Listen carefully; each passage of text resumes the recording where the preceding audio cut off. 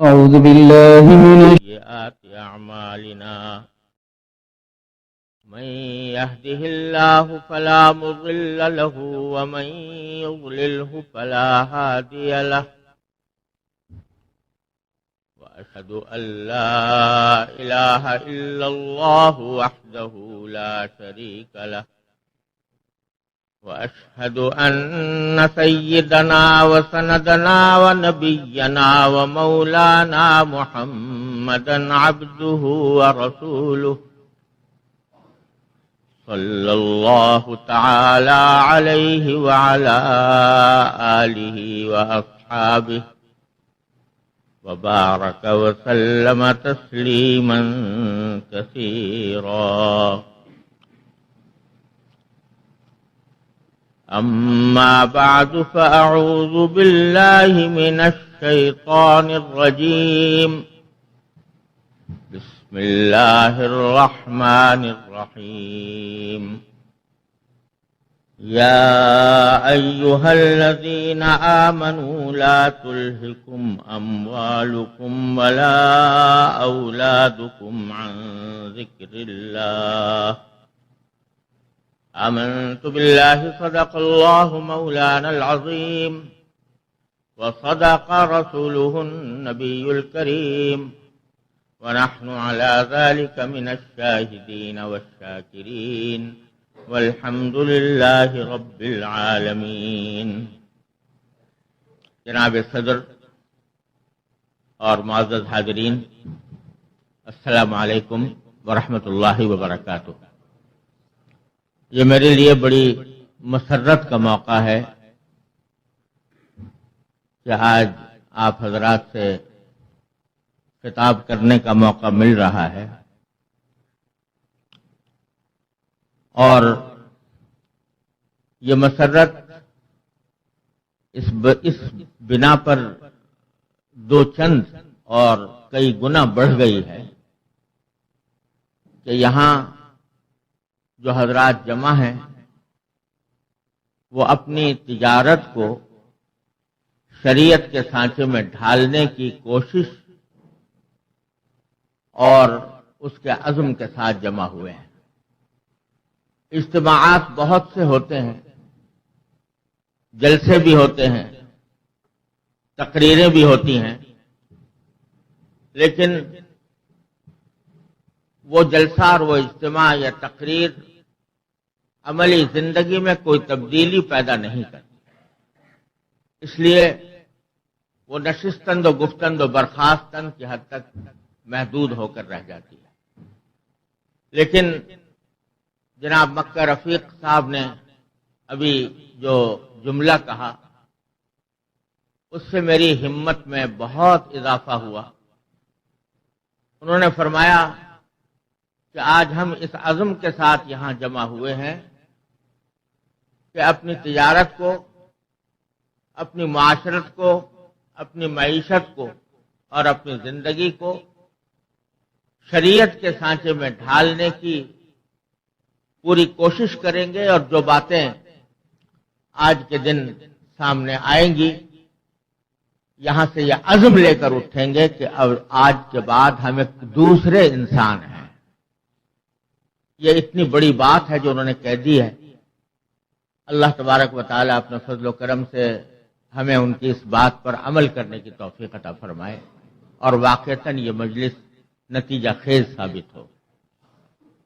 اللہ جل جلالہ نے اپنے فضل و کرم سے ہمیں ایسا دین عطا فرمایا جس میں انسانی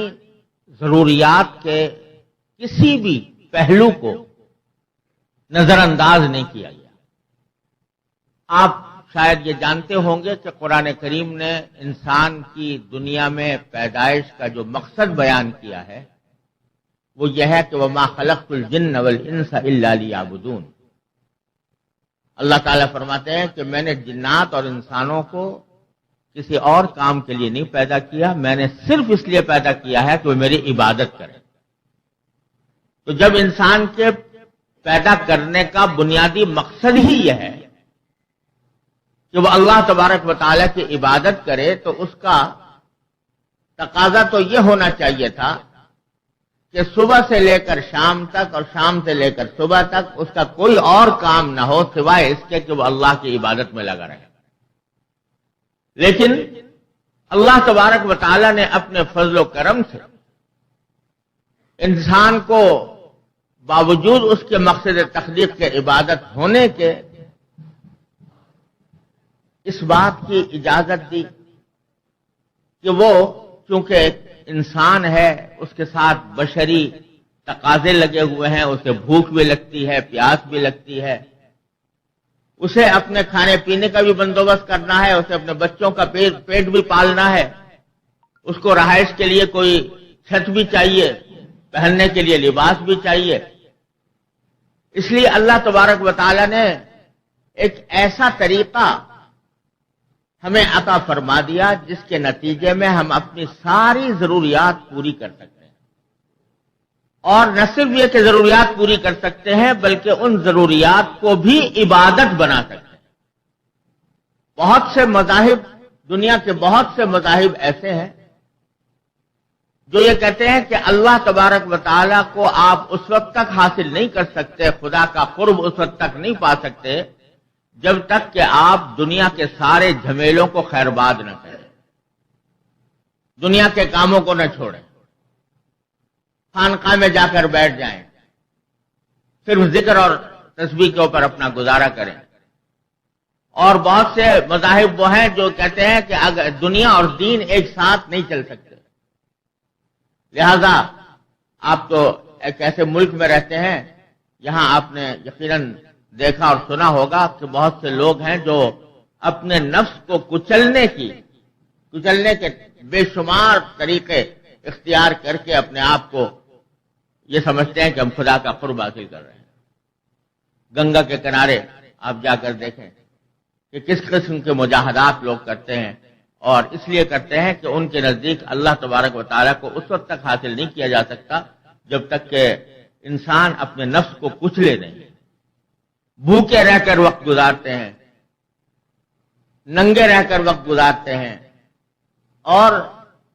سانس روک کر اپنے نفس کو کچلنے کی کوشش کرتے ہیں. لیکن اللہ تبارک و تعالی نے ہمیں ایسا دین عطا فرمایا کہ جس میں یہ فرمایا کہ اگرچہ تمہاری زندگی کا بنیادی مقصد عبادت ہے، لیکن عبادت کا یہ مطلب نہیں ہے کہ تم دنیا کا سارا کاروبار چھوڑ کر بیٹھ جاؤ، بلکہ ہم تمہیں ایک ایسا طریقہ بتاتے ہیں کہ جس سے تمہاری ضروریات بھی پوری ہوں گی، تمہارا کاروبار بھی چلے گا، اور نہ صرف یہ کہ کاروبار چلے گا بلکہ وہ کاروبار بذات خود عبادت بن جائے گا. اور وہ صرف ایک مختصر بات ہے جس کی رعایت کر لی جائے تو وہ سارا کاروبار عبادت میں تبدیل ہو جاتا ہے. وہ کیا کہ کاروبار کے کچھ طریقے اللہ نے حلال کر دیے ہیں، کچھ حرام کر دیے. ان میں سے حرام کو چھوڑ کر حلال طریقے کو اپناؤ، اور حلال طریقے کو اپنانے کے ساتھ یہ فرما دیا کہ لا تلہکم اموالکم ولا اولادکم عن ذکر اللہ، کہ تمہارا مال اور تمہاری اولاد تمہیں اللہ کی یاد سے غافل نہ کرے. ایک طرف یہ نہ ہو کہ تجارت میں منہمک ہو کر تم اپنے دینی فرائض کو بھول جاؤ، اللہ تبارک و تعالیٰ کی یاد کو فراموش کر دو، اور دوسری طرف یہ کہ حلال طریقے سے اپنی روزی کمانے کی کوشش کرو. تو اگر ایسا کرو گے تو یہ فرمایا گیا کہ التاجر الصدوق الامین مع النبیین والصدیقین والصالحین یوم القیامہ، او کما قال صلی اللہ علیہ وسلم، کہ جو تاجر سچا ہو، امانت دار ہو، وہ انبیاء کرام اور صدیقین اور شہداء کے ساتھ ہوگا قیامت کے دن. حضرت امام بخاری رحمۃ اللہ علیہ، جن کی صحیح بخاری ہم پڑھ کر سب سے اصح الکتب بعد کتاب اللہ کہلاتی ہے، وہ خود تاجر تھے، تجارت کیا کرتے ہیں، اور تجارت میں اللہ تبارک و تعالی نے ان کو التاجر الصدوق الامین، یعنی سچے اور امانت دار تاجر کا ایک نمونہ بنایا تھا. ان کے بارے میں روایات میں آتا ہے کہ ایک پارٹی آئی اور ان سے کسی چیز کا سودا کیا، امام بخاری رحمۃ اللہ علیہ نے اس کو 5000 درہم قیمت لگا کر اس سے سودا کر لیا کہ وعدہ کر لیا کہ تم اگر مجھ سے لینے آؤ گے تو 5000 درہم میں تمہیں دے دوں گا. لیکن سودا ابھی نہیں ہوا تھا، لیکن یہ کہا کہ دل میں یہ نیت کر لی کہ میں 5000 میں دے دوں گا، اور اس کو دام بتا دیا کہ 5000 ہے. لیکن کوئی نہ وعدہ کیا نہ کوئی سودا ہوا، صرف دل میں ارادہ تھا. اس شخص کے واپس آنے میں دیر ہو گئی، 1 گھنٹہ یا 2 گھنٹے گزر گئے، اور بظاہر مجھے ایسا یاد پڑتا ہے کہ شاید 1-2 دن گزر گئے، وہ پارٹی آئی نہیں دوبارہ لینے کے لیے. اس دوران دوسری پارٹی آئی، اسے 10,000 درہم دام لگا دیے. تو امام بخاری رحمۃ اللہ فرماتے ہیں کہ میرے پاس ایک پارٹی آئی تھی، میرا ارادہ اس کو 5000 میں دینے کا ہو گیا تھا، لہذا میں اب آپ کو فروخت نہیں کروں. اس پارٹی نے کہا کہ ابھی آپ کا سودا تو مکمل نہیں ہوا تھا. لیکن امام بخاری رحمۃ اللہ نے فرمایا کہ سودا نہیں ہوا تھا، وعدہ نہیں ہوا تھا، لیکن میرے دل میں یہ ارادہ پیدا ہو گیا تھا کہ 5000 میں اس کو دوں گا، لہذا مجھے اچھا نہیں لگتا کہ میں 10,000 میں آپ کو فروخت کروں. چنانچہ وہ 10,000 کے آفر کو انہوں نے ریجیکٹ کر دیا اور پھر انتظار کیا، اور جب وہ پارٹی آئی تو 5000 میں اس کو فروخت کیا. یہ امام بخاری رحمۃ اللہ علیہ، اسی امام بخاری رحمۃ اللہ علیہ نے حدیث میں واقعہ روایت کیا ہے کہ ایک شخص نے ایک شخص کو زمین بیچی،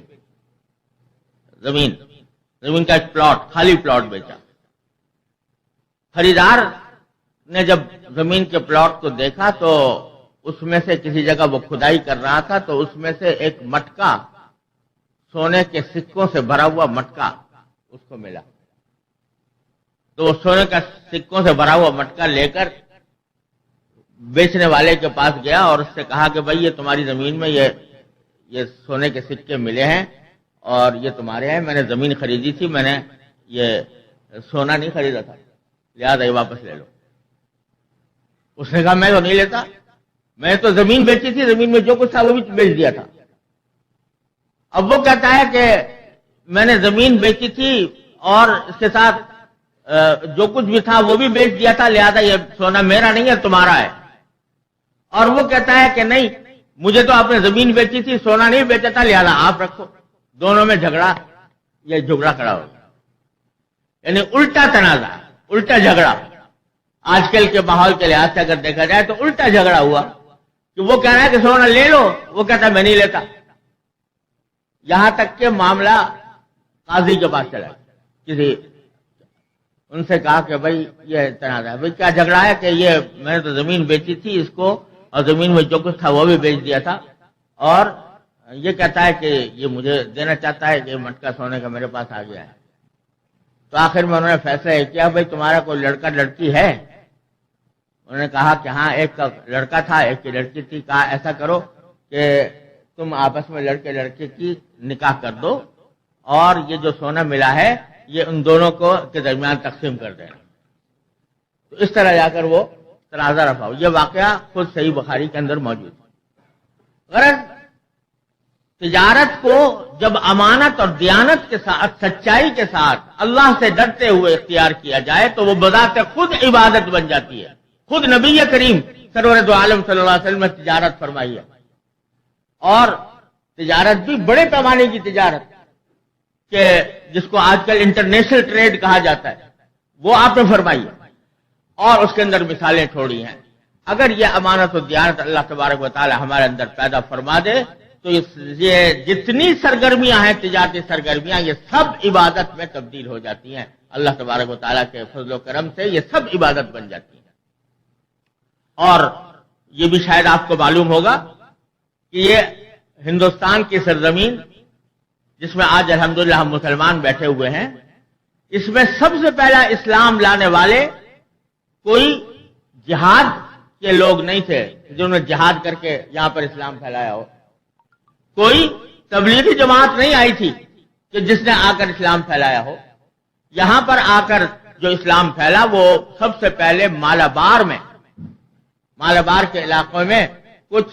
صحابہ کرام اور کچھ تابعین تاجر بن کر آئے تھے، تجارت کے لیے آئے تھے، اور انہوں نے اپنی تجارت کے ایسے عظیم نمونے پیش کیے کہ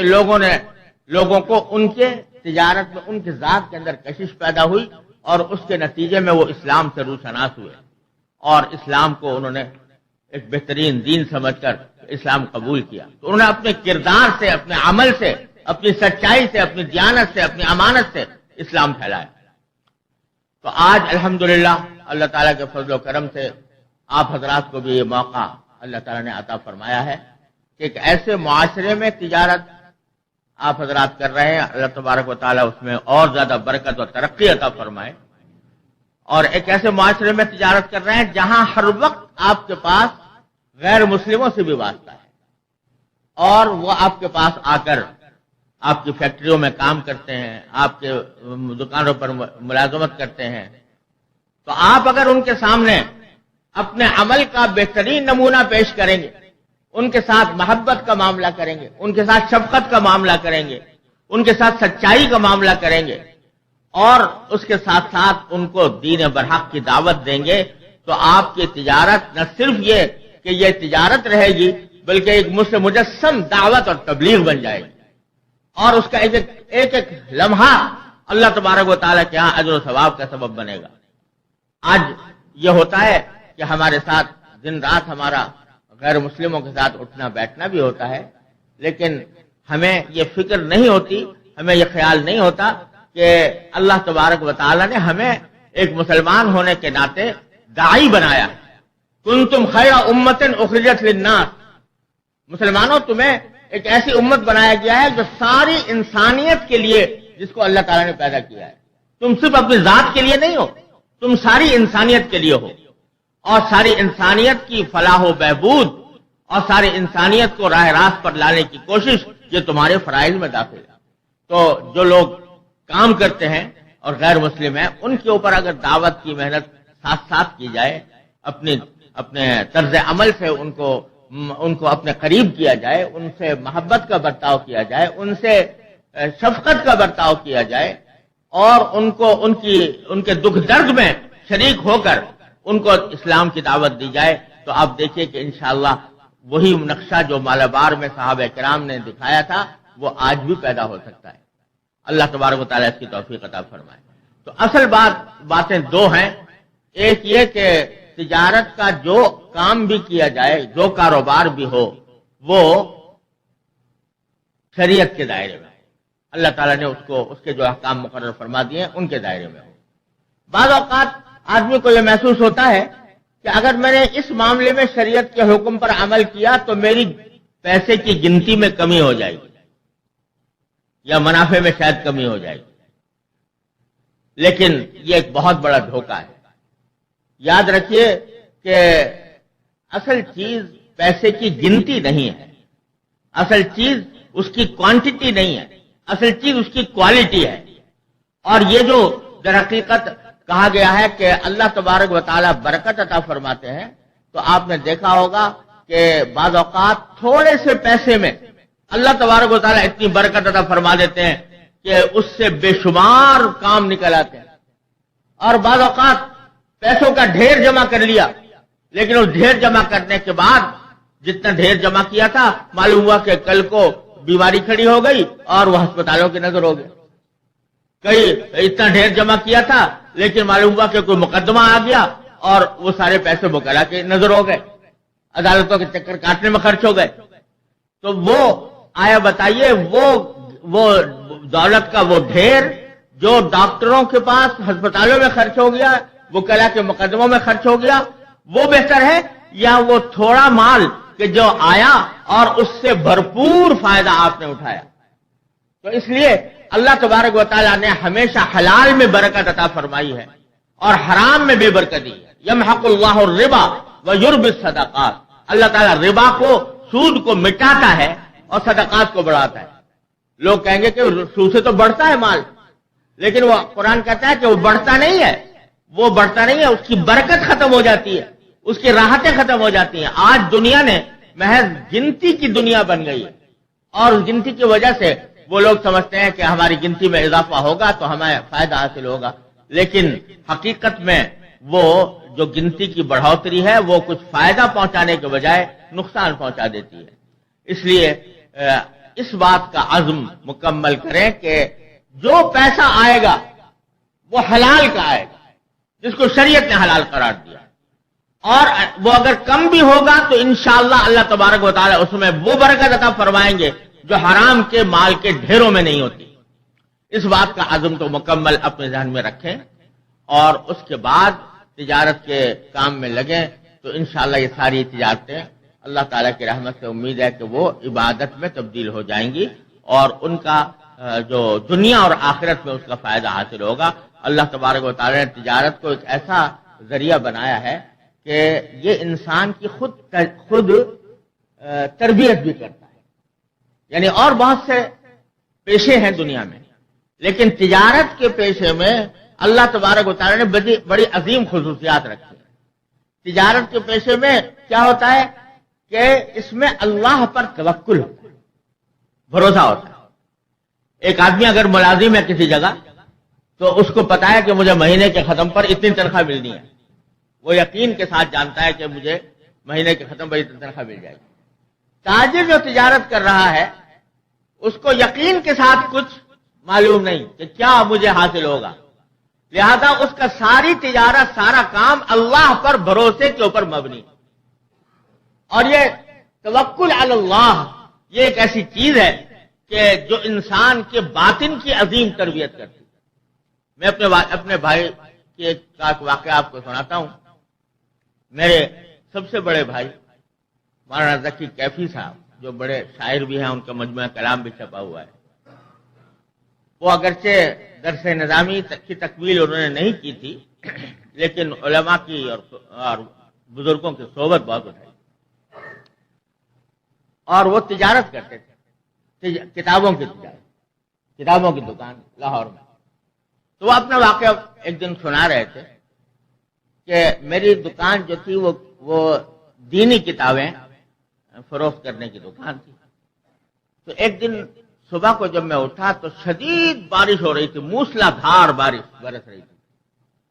اور سڑکوں پر پانی جمع تھا اور بعض جگہ گھٹنوں گھٹنوں پانی جمع تھا۔ تو میرے دل میں خیال آیا کہ آج اس بارش میں دکان کے اندر کون مجھ سے کتاب لینے آئے گا۔ اول تو بارش میں آدمی نکلنا ہی مشکل انسان کے لیے، پھر اگر نکلے بھی تو ایسی کوئی چیز خریدنے کے لیے نکلے گا جو روزمرہ کی ضروریات کی ہوتی ہے، کوئی سبزی بھاجی، کوئی ترکاری، کوئی روٹی وغیرہ کا سامان گھر کے کھانے پینے کا وہ لے کر نکل آئے، کوئی بیمار ہو دوا لینے کے لیے نکل آئے گا۔ کتاب کے لیے آج اس بارش میں کون نکلے گا خریداری کے لیے، کتاب خریدنے کے لیے، اور کتاب بھی دینی کتاب، تو اس کو خریدنے کے لیے کون آدمی اس بارش میں آئے گا۔ لہذا اگر میں آج دکان نہ جاؤں اور دکان بند رہے تو کیا حرج۔ کہتے ہیں میرے دل میں خیال آیا، لیکن پھر چونکہ بزرگوں کی صحبت میں بیٹھے ہوئے تھے تو کہا کہ میرے دل نے پھر فوراً جواب دیا کہ ارے بھائی،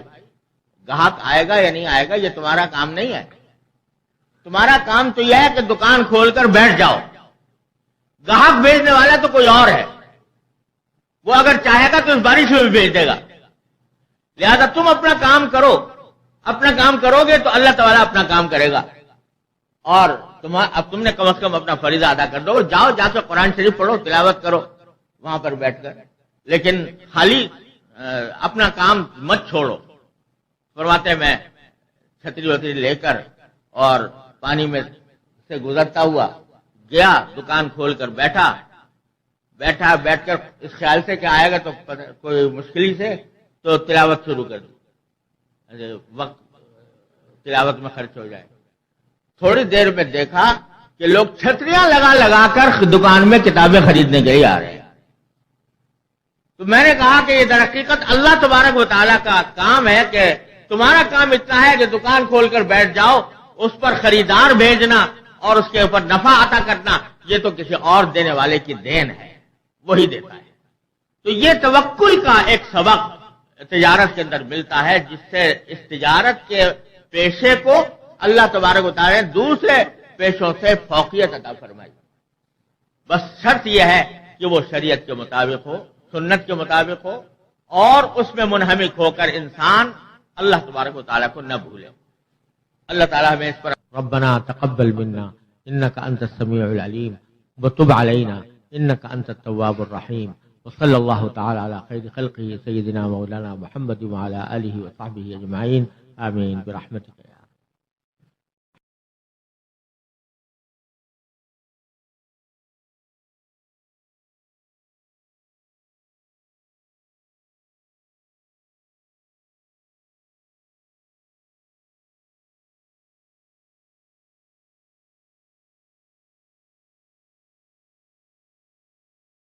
أعوذ بالله من سيئات أعمالنا من